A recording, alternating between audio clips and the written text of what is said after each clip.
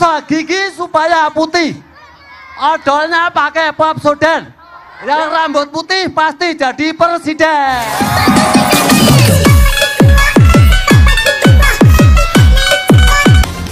Mahfud dan Pak Ganjar, aku salut, aku sadar rakyatmu sudah pintar, mana salah, mana benar, mana modus, mana tulus, mana merakyat, mana menyayat. Gabah iku pari, panggah love you 3 jari. Kalian adalah banteng-banteng ketaton, banteng-banteng yang dilukai. Siapa yang melukai? Jokowi. Aswo.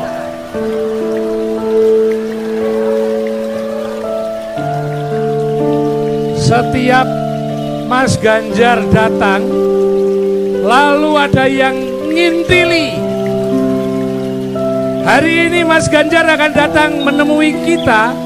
Kemarin sudah ada yang ngintili. Padahal sing tukang ngintil kuwi apa jenenge? Wedhus kuwi isane kudune mung ditongseng.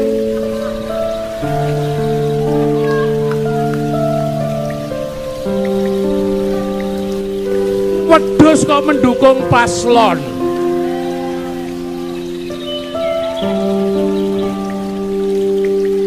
Kabeh banteng. Banteng hari ini ketaton. Jadi kawan-kawan, santai, tenang sebentar. Boleh enggak saya membaca pantun?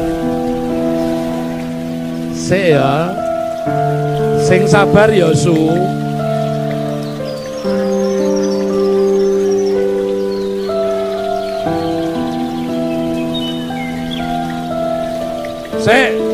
Tenang. Pantun hajatan rakyat. Ada kucing gondol iwa empal. Aku marah tak lempar sandal. Jokowi maunya revolusi mental, tapi gagal terjungkal-jungkal. Kucingnya kabur, kakinya pincang, ingin terbang tak bisa melayang. Ngakali survei supaya menang, jelas jika menang karena main curang.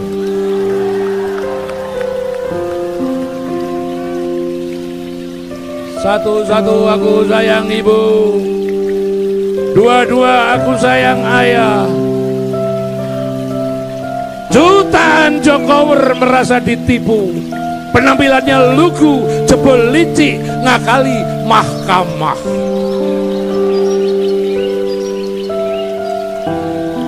Nah, saiki dulurmu iki wong edan gondal gandul tanpa cawat. Bagi mereka tuanku adalah konglomerat. Gatut kaca tulangnya besi, ototnya kawat. Bagi Ganjar Mahfud, tuanku adalah rakyat.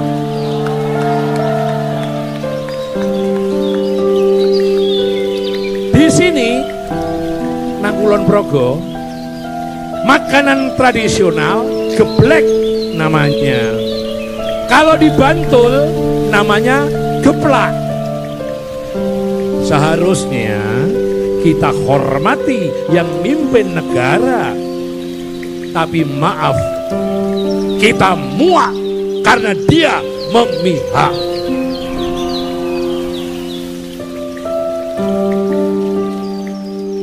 Di sini keselamatan negara dijaga Megawati.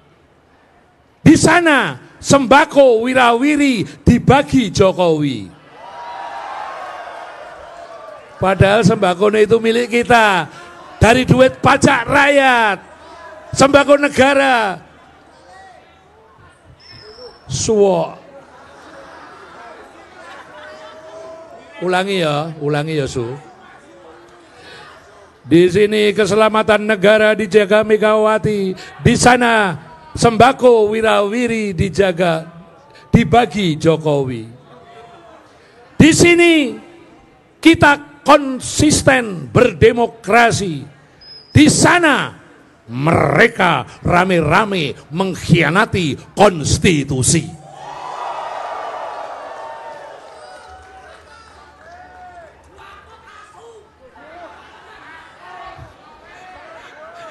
Cangkemmu ciamik pol Asu.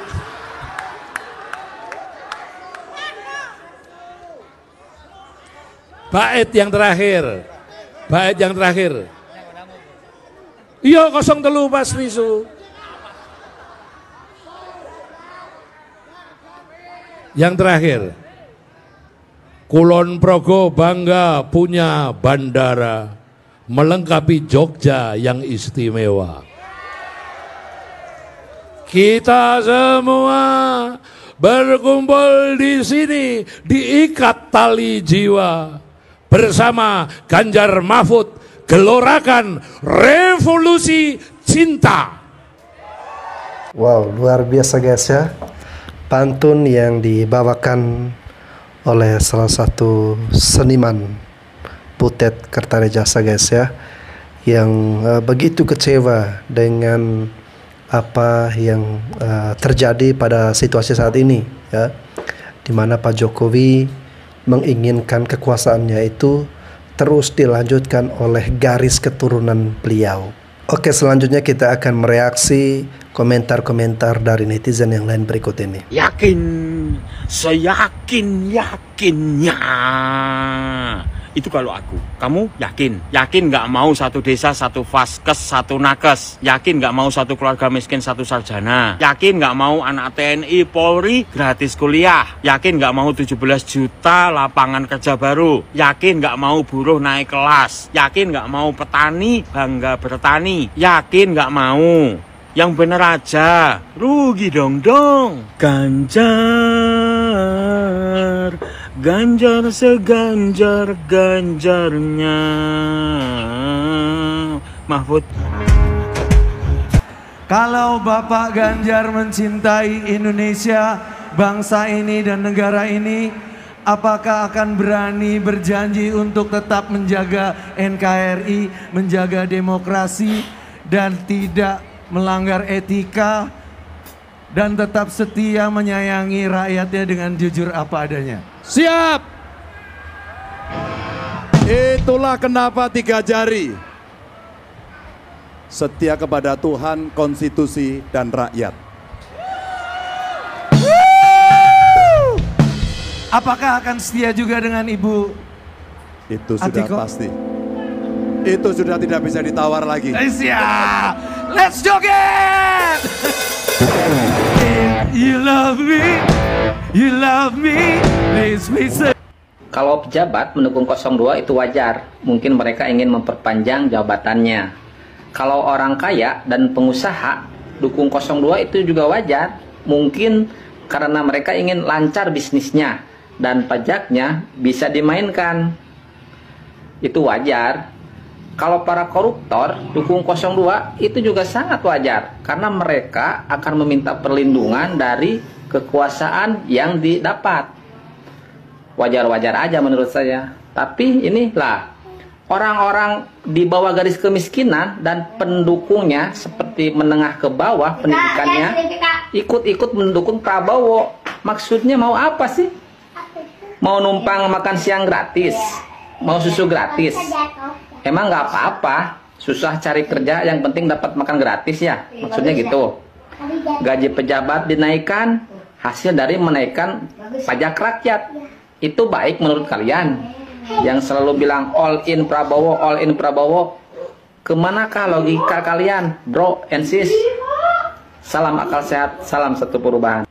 Oke, seperti yang teman-teman saksikan dan dengarkan tadi ya, saat ini di belakang dari 02 ya, itu banyak sekali pendukung-pendukung yang berasal dari kalangan artis ya, kalangan pejabat, pembisnis, ya, karena mereka punya banyak kepentingan, ya. Ketika Pak Prabowo dan Mas Gibran ini jadi, akan memudahkan akses bagi mereka untuk semakin menambahkan pundi-pundi kekayaan mereka, ya.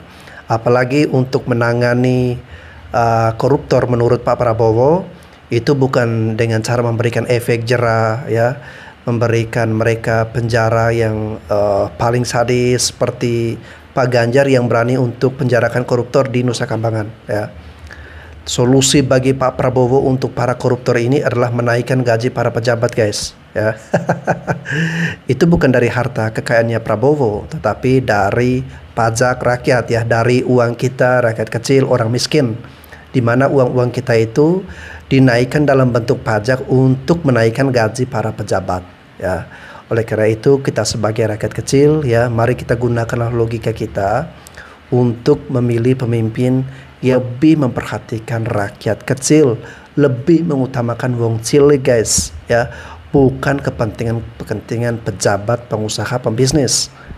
Capek-capek kuliah hukum, milihnya 02. Yang bener aja, rugi dong. Yang bener aja. Gitu. Semua harga-harga mahal. Masa milih 02, rugi dong. Sorry ya. Cantik, asal dari mana? Asal dari Kalimantan. Loh, kok Kalimantan?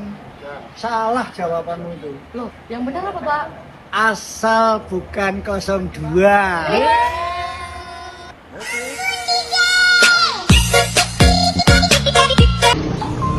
Saya gak mau kehilangan Pak Ganjar. Pak Ganjar sudah berarti bagi saya. Pak Ganjar, saya Sandra Amalia dari kelas 2 SMKN Jateng di Pati. Saya hanya anak dari seorang ibu yang bekerja menjahit dompet di tetangga. Saya ditinggal seorang ayah sejak umur 8 tahun dan saya kangen sekali oleh sosok seorang ayah. Dan setelah saya sekolah di sini, saya senang saya mempunyai ayah, yaitu Pak Ganjar yang telah memberikan sekolah gratis. Saya gak mau kehilangan Pak Ganjar. Pak Ganjar sudah berarti bagi saya. Pak Ganjar, saya mohon tetap selalu ingat pada kami siswa-siswi SMKN Jateng. Jangan lupakan kami, Pak Ganjar.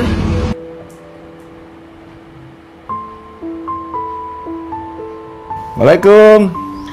Cantik, aku doain ya. Mau belajar yang rajin. Jangan lupa berdoa, selalu minta restu orang tua.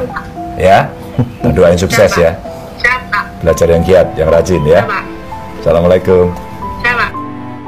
Ganjar mau mandi. Nggih, pundi? Nih, Mak, nih, Pak. Oh, mriki. Iya. Sehat nggih. Alhamdulillah. Nunut nggih. Nggih.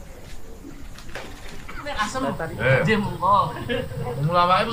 Iya, kula pendetes kedap. Oh iya. Niki siap diminum napa? Siap diminum, Pak. Ini langsung diminum. Nggih, langsung. Kena siro. Nggih. Boten, langsung diminum saja, Pak. Sudah betul. Jadi dia Pak Rakit niku. Mriko, Pak. Gampang mriki, Pak. Amit, amit. Pinara Pak nggih. Monggo, Pak. Jamu mboten, Pak? Kulino, Pak. Ya, kulino napa? Kuwi temulawak. Nggih, Bos. Namanya Gali jarine. Lho, jenenge Gali? Gali kebun. Zaman nom. Oh, nggih to. Tempat manggi zamane Slamet Gaplek mboten? Pak Selamat Gajah. Oh, Gajah. Gaplek?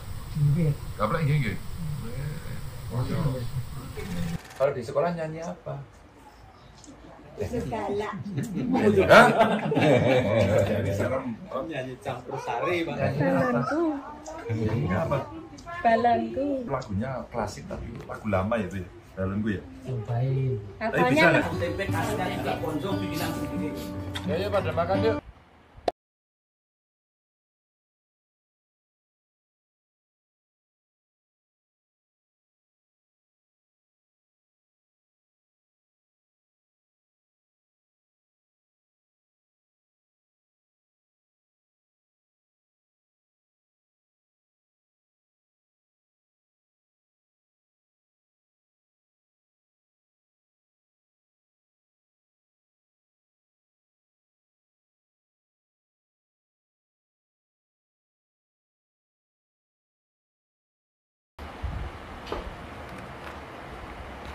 luar biasa guys ya kalau kita menyaksikan Pak Ganjar Pranowo ya, bagaimana dia berinteraksi dengan rakyat ya, kemudian terlihat seperti orang yang sangat sederhana ya, membaur sampai sejauh ini guys ya, nginap makan seadanya, mandi di rumah rakyat ya.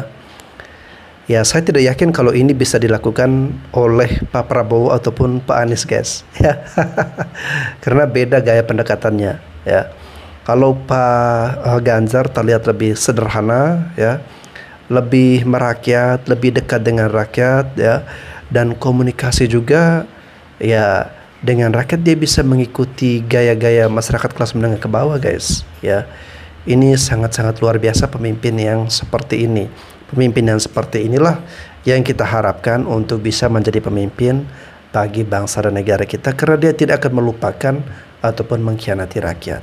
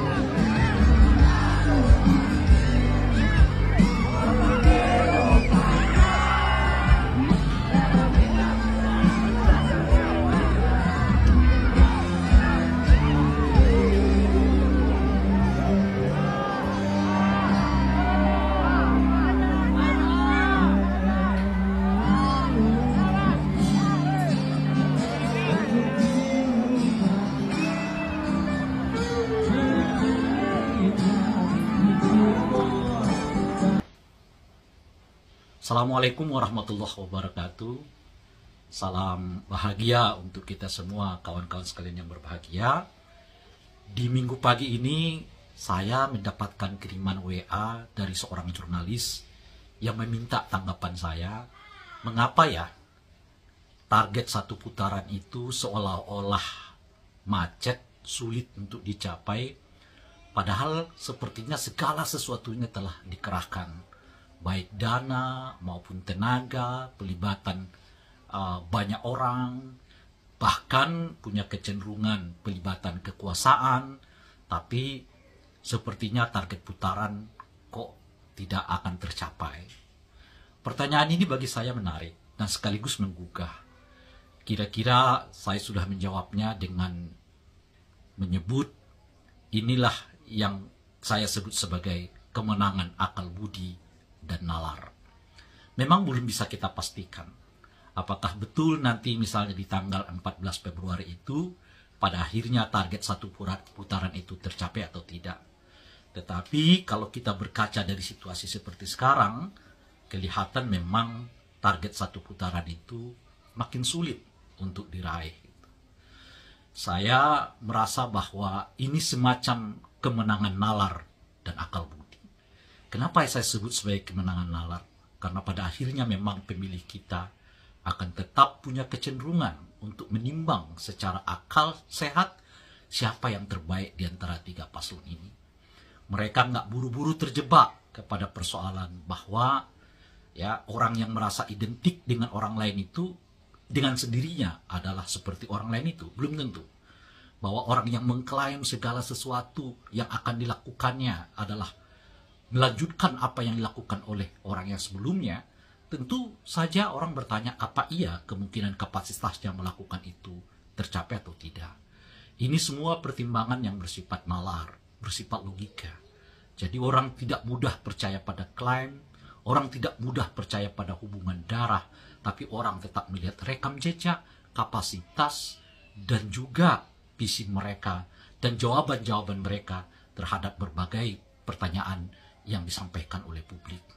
Jadi tidak mudah mereka merasa bahwa semua persoalan dijawab dengan joget misalnya, tapi tidak, harus ada penguraian, dan pada saat yang bersamaan tentu saja harus ada jawaban dan solusi. Ini yang saya sebut sebagai kekuatan nalar di dalam pelaksanaan pemilu kita. Di samping kekuatan nalar itu juga ada kekuatan akal budi. Akal budi ini merujuk kepada etik, norma, atau akhlak yang dipahami oleh warga kita.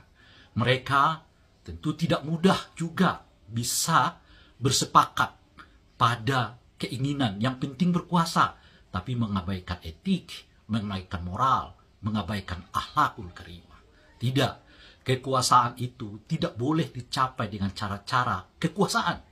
Tapi kekuasaan itu baiknya dicapai dengan cara yang tetap menghormati etika, menghormati moral, menghormati akhlakul karimah. Pondasi kekuasaan itu harus dibangun di atas etik, harus dibangun di atas moral, harus dibangun di atas akhlakul karimah. Bukan dibangun di atas kekuasaan. Sebab kekuasaan yang dibangun di atas kekuasaan hampir dapat dipastikan itu akan korup dan akan menjadi kekuasaan yang otoriter. Kalau kekuasaan yang dibangun di atas kekuasaan. Tapi kalau kekuasaan yang dibangun di atas moral, di atas etik, di atas akhlakul karimah, dia akan mengerti mana wilayah yang ia bisa sampai, mana wilayah yang ia harus tetap di sini, mana wilayah yang harus dilakukan, mana wilayah yang tidak harus dilakukan, mana yang patut untuk dilakukan, mana yang tidak patut dilakukan, mana yang lebih baik dilakukan, mana yang tidak baik dilakukan, mana yang lebih banyak manfaatnya bagi masyarakat umum ketimbang manfaatnya kepada diri sendiri maupun kepada keluarga.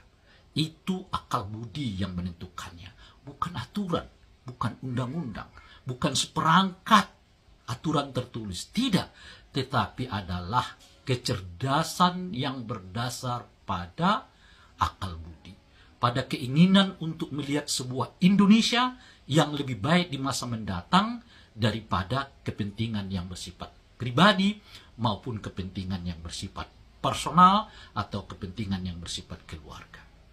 Kita tentu ingin Indonesia kita ini bukan saja maju secara fisik, tapi juga maju secara rohani. Maju secara rohani itu artinya masyarakat yang tetap teguh memegang budaya, memegang kebebasan, memegang etik, memegang moral, dan atau memegang akhlakul karimah. Mudah-mudahan 2024 ini menunjukkan kepada kita, memperlihatkan kepada kita, kemenangan 2024 bukanlah kemenangan kekuasaan, tapi kemenangan nalar dan akal budi. Terima kasih. Assalamualaikum warahmatullahi wabarakatuh. Apa sebenarnya yang diharapkan dari Pilpres ini? Sekolah gratis. Ganjar harus menang. Sekolah gratis, Pak. Sekolah gratis. Ganjar harus. Ibu ini berpikir bagaimana masa depan anak-anak bangsa. Dan yang dipikirkan adalah sekolah gratis. Bu, namanya siapa, Bu? Lili, Bu. Lili, Pak. Lili, Pak. Lili. Wow, ini datang dari Magelang, datang ke Jogja. Bu, mana pilihannya? Sekolah gratis atau makan gratis? Sekolah gratis. Sabar toh, sing tak tekon niki Bu Lili iki lho. Saya mau tanya Bu Lili, kenapa pilihannya sekolah gratis tidak makan gratis? Pendidikan menentukan masa depan anak, Pak.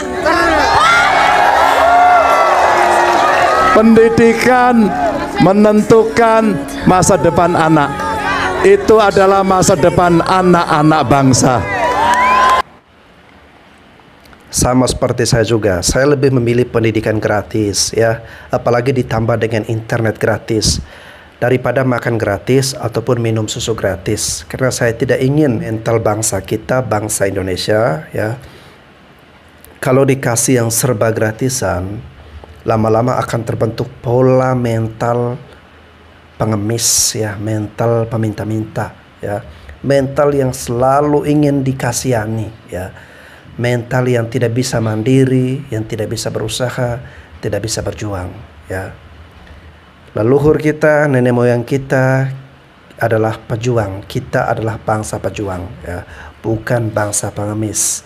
Oleh karena itu, jangan membiarkan pemerintah kita membentuk mental kita menjadi mental pengemis. Ya. Kita dukung pemerintah yang memberikan kita akses, yang memberikan kita fasilitas, tetapi kita bertumbuh di dalamnya, kita berkembang di dalamnya, kita mandiri di dalamnya. Ya. Terima kasih untuk Pak Ganjar yang sudah menawarkan program-program yang mencerdaskan bangsa dan negara kita. Ya. Yang sudah menawarkan program-program yang tidak membodohi bangsa dan negara kita.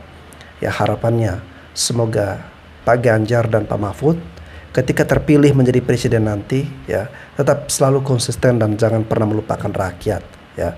Selalu ingat dengan program-program dan apa yang Pak Ganjar, Pak Mahfud janjikan dan bagaimana itu semua bisa direalisasikan. Terus terang guys, saya membuat konten-konten seperti ini, saya berbicara seperti ini, saya tidak dibayar sepeser pun oleh Pak Ganjar ya, atau oleh tim Pak Ganjar ya. Tidak pernah ada seorang pun yang menghubungi saya untuk meminta endorse ini, endorse itu ya. Bahkan saya menutup akses informasi, saya tidak ingin berkomunikasi dengan siapapun yang ingin mendikte atau mengatur saya ya. Tetapi apa yang saya sampaikan di sini, apa yang saya lakukan ini semata-mata karena kecintaan saya terhadap bangsa dan negara saya.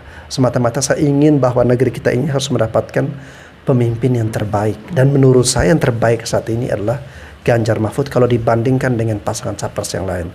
Memang setiap orang pasti ada kekurangannya ya, tetapi kalau lebih banyak lebihnya ya Pak Ganjar dan Pak Mahfud ini ya, baik dari pengalaman, kapasitas, integritas mereka yang sudah terbukti, sudah teruji, sudah melewati tangga birokrasi.